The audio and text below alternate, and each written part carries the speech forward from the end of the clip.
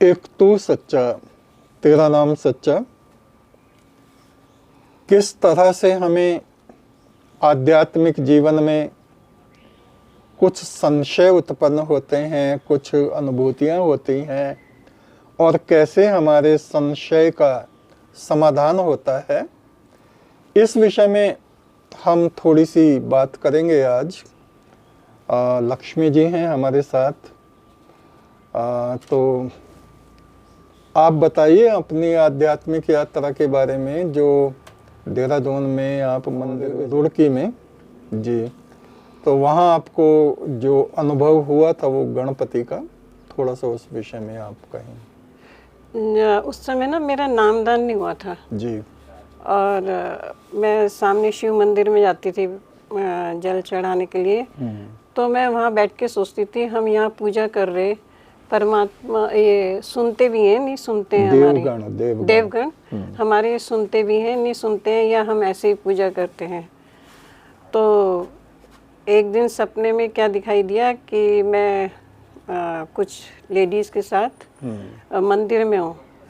तो वो जैसे बाहर निकली और मैं पीछे थी, तो एकदम गणपति जी ने कहा एक गिलास पानी पिला दो।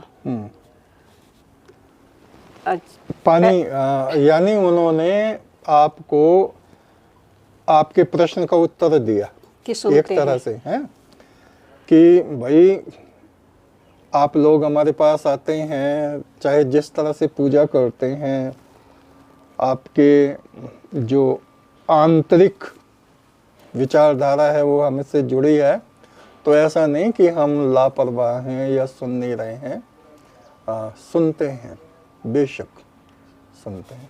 अब दूसरा आपका अनुभव जो टपकेश्वर वाला था। दूसरी घटना ये हुई कि हम कपूर साहब का ट्रांसफ़र ना देहरादून हुआ था जी। तो उस समय मतलब मोबाइल वगैरह नहीं थे, तो पता नहीं चलता था कि भाई व्रत कब शुरू हो रहे। तो वहाँ पे हरिद्वार में गीता भवन में हर पूर्णिमा में सत्संग होता था। हाँ जी, हाँ जी। तो जब मैं वहाँ पहुँची ना, तो पता चला 3 तारीख से व्रत शुरू हो गए और उस दिन 7 तारीख थी। हाँ जी। तो मैंने कहा मैं अच्छा रखूँगी व्रत। फिर मैं जब घर वापस आई, फिर रखे ही नहीं गए व्रत मेरे से। तो फिर मुझे दिखाई दिया कि मैं टपकेश्वर में गाड़ी में बैठी हुई हूँ और एक पतले दुबले गोरे चिट्टे और मृग छाल पहन रखी। Shiv Shiv Shiv like the Shiv. हाँ, शिव जैसे। शिव जैसे। हाँ। वो ऐसे खिड़की पे आए और उन्होंने मेरे से कहा कि 3 बार कि व्रत क्यों नहीं रखे, ऐसे हाथ। हाँ। व्रत क्यों नहीं रखे, व्रत क्यों नहीं रखे। फिर तो आपको महसूस हुआ होगा। हाँ, कि रखने चाहिए, रखने चाहिए। हाँ। फिर नहीं, मैंने उनसे कहा, मैंने कहा 17 तारीख को गुरुजी कुरुक्षेत्र जा रहे ना, फिर मैं तब रखूंगी व्रत 17 तारीख से। हाँ। फिर मैंने 17 तारीख से व्रत शुरू किए। हाँ। एक तीसरी अनुभूति आपकी और थी गुरु दर्शन वाली जी। ये मुरादाबाद अभी शोभा यात्रा, अभी लेटेस्ट में ये शोभा यात्रा में। अच्छा अच्छा, इसी में। अच्छा। तो जिस समय आप रथ पे बैठ रहे थे ना, उसी समय मैं ना प्रार्थना पढ़ रही थी आंख बंद करके। तो एकदम आप ऐसे आके खड़े हुए, मैं एकदम ऐसे वो हो गई। मैंने कहा गुरुजी आ गए। फिर जब मेरी आंख खुली तो देखा आप रथ पे चढ़ रहे थे। ये अनुभूति हुई मुझे। ये हमारे अंतरात्मा में कुछ तरंगे होती हैं जो एकदम से किसी लेवल पे जाके मिल जाती हैं। इसी से संबंधित मैंने अपनी एक घटना आपको सुनाई थी, जो हमारे रूहानी गुरु हैं हुजूर स्वामी जी महाराज आगरे वाले। तो जब मैं इधर बिजनौर में आ गया टीचिंग करने के लिए, और वहाँ फुलसंदे में अखंड ज्योत बलती थी, मैंने सोचा अरे हमारे स्वामी जी महाराज तो वहाँ रह गए और मैं यहाँ बैठा हूँ। एकदम से वो प्रकट हुए, झम से ऐसे। मुझे बड़ा झटका सा लगा। मैं कहा ये क्या हो रहा है, और बिल्कुल चेहरे के पास। हाँ, बिल्कुल साथ में। हाँ, साथ में। अब बोले अच्छा मैं वही हूँ, यहाँ तुम्हारे पास नहीं हूँ क्या? मैं तो यही हूँ, जहाँ तुम हो वहीं मैं हूँ। तो मुझे बड़ा मतलब एक ऐसा आंतरिक आनंद आनंद। की अनुभूति हुई, और उनकी कृपा, कि गुरु की कृपा तो सब जगह हमारे साथ है। एक और घटना इसी से संबंधित मैं बता रहा हूँ। जब हमें श्रीलंका जाना था तो मैं अपने कक्ष में ऐसे ही लेटा हुआ था और मैं सोच रहा था, वहाँ हर 40वें वर्ष में हनुमान जी आते हैं श्रीलंका में और कुछ लोगों से मिलते हैं। उस समूह का नाम भी कुछ ऐसा ही है, मातंगी। मातंगी एक समूह है वहाँ का।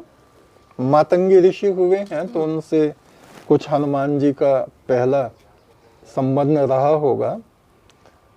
तो मैं सोचा पता नहीं, जा तो रहे हैं और हनुमान जी तो 40वें साल में आते हैं और 40 साल में तो अभी बहुत टाइम है, और वहाँ हमको तो पता नहीं दर्शन होंगे या नहीं। बड़ी गंभीरता और बड़ा एक ऐसा डीप थिंकिंग मेरे भीतर पैदा हुई, और थोड़ा दुख भी हुआ कि पता नहीं दर्शन होंगे या नहीं होंगे। मुझे तो ये लगा कि नहीं होंगे, क्योंकि ये टाइम नहीं है उनके आने का। एकदम से हनुमान जी मेरे बराबर चेहरे के बोले, मैं लंका में ही रहता हूँ क्या? मैं तुम्हारे पास नहीं हूँ क्या? मैं कहा, हे प्रभु, हे प्रभु। मैंने उनको प्रणाम किया। भगवान, आप धन्य हैं, आपका मैं बड़ा धन्यवाद करता हूँ। आपने मुझे यहाँ फुल संडे में ही दर्शन दे के निहाल कर दिया, नहीं तो मैं श्रीलंका चला जाता और खाली लौट आता और वहाँ मुझे आपके दर्शन ना होते तो मुझे बड़ा दुख होता। तो देखिए, ईश्वर जैसे हमारी आत्मा से जुड़ा हुआ है, बाहर का वायुमंडल, वायु, प्राण शक्ति जैसे हम अंदर खींच रहे हैं, इसी तरह से देव सत्ताएं भी हमारे आंतरिक चेतना से जुड़ी हुई हैं। और जब वो ठीक समझते हैं, मतलब हमारे कहने पे नहीं, हम विनती करने लगे, आ जाओ शिव जी, आ जाओ, हे परम ब्रह्म आ जाओ, वो कुछ नहीं उनके लिए। वो अचानक से अपने आप ही मतलब हमारे संपर्क में आते हैं, चाहे वो क्षण भर के लिए है, तो उसी से हमारी आत्मा जो है धन्य धन्य हो जाती है, और हमें एक साहस मिलता है, एक ऊर्जा मिलती है कि हम अपनी साधना में लगे रहें, निराश ना हो। शुभमस्तु, शुभमस्तु। एक तू सच्चा, तेरा नाम सच्चा। गुरु जी के चरणों में और बखर बना गुरु जी।